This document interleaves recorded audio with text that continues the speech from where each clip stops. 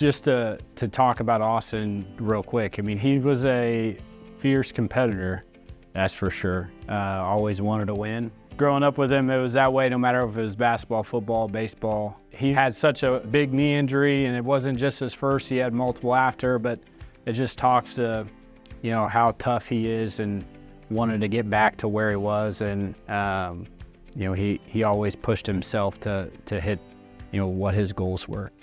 It reflects toughness as well as work ethic. You know, he was always in the gym, he was always in the weight room, making himself available to get back as quickly as possible.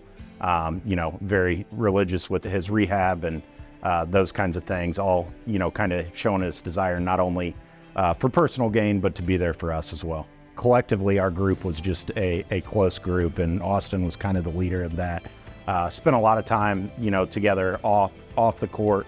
I also think, you know, the classroom was something that we all took a focus in and tried to do well in school, and knew that would set us up for success. There's plenty of good stories, from running to Applebee's after games or traveling to the Heights football games together. We were an inseparable group, which I think helped us quite a bit on the court, and kind of knowing one another on and off the court.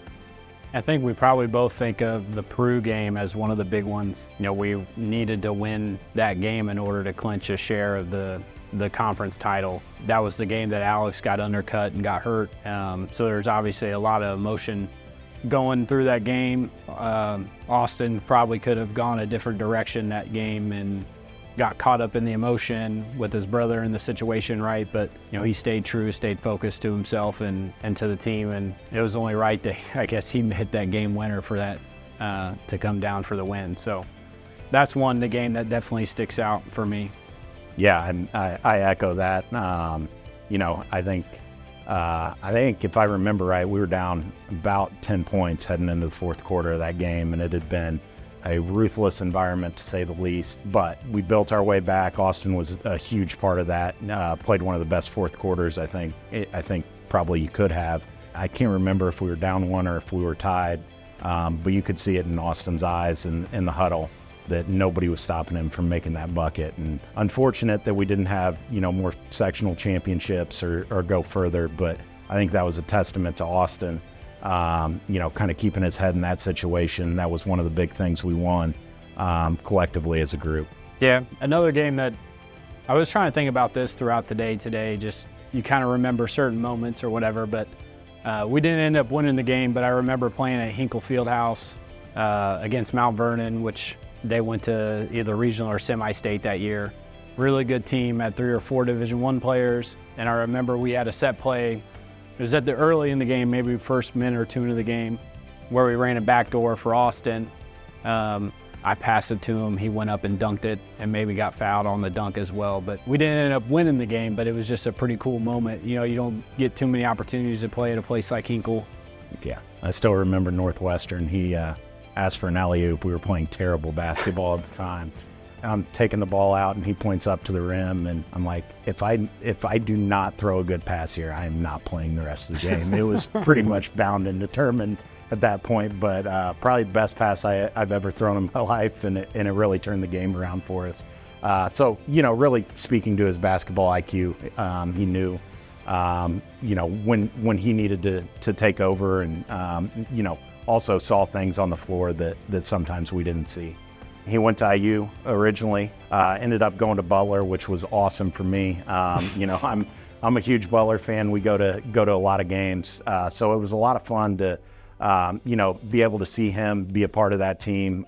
Some very good Butler teams, you know, at that time, and really kind of watch him at that next level. And again, he was, you know, finding ways to contribute, and I think that again just kind of speaks to that basketball IQ that he had, and doing the little things at the collegiate level to, you know, get on the floor and help his team.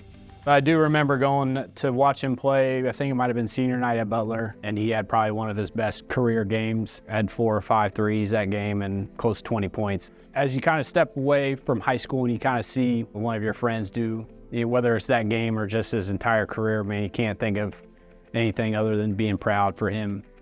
Congrats, E. Huge accomplishment and very well deserved. You made all of us better around us. We had a blast playing with you, and I think most importantly, we were all friends, on the court through high school years and remain friends today. Again, great basketball player, but even better person. And I really want to congratulate you. This is an honor and privilege to call you still a friend of mine. Austin, congratulations on the Hall of Fame, man. It's well deserved. Watching and growing up with you has been an honor and a privilege to be there and kind of watch you grow into the player and the person you become today. It's been 20 plus years of friendship, and hopefully obviously a lot longer than that. Basketball tied us together early on in age, and it's kind of why we're here today, is to kind of represent you and your career here at Heights through basketball. So it's much deserved, and excited for you to finally get into the Hall of Fame, and can't wait to celebrate you later this fall.